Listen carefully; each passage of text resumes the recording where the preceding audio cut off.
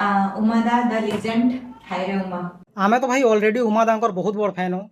हेले आमर पश्चिम ओडिशार आर्टिस्ट माने आमर उमा दांकर विषय रे काଣା काଣା कहउछन चालून टिके सुनमा और वीडियो के लास्ट तो देखुन और लाइक शेयर कमेंट करवा के नहीं भूलबे। उमादा द लेजेंड हाय रे उमा बिकॉज़ उमादा उडा न पर्सन माने तांकर गाना में छुआ बेले सुनी जो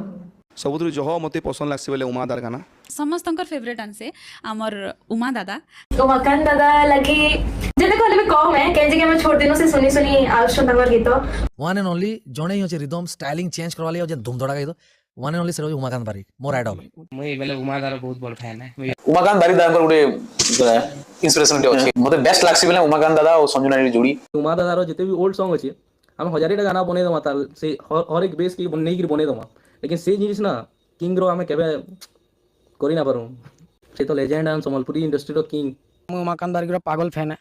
उमाकांत बारिक हजारे गीत गाए तुम एचन कहब 3.5 घंटा खाली गीत गाए मुझे कही उमाकांत बारिक खाली गोटे ना नुहे गोटे ब्रांड है।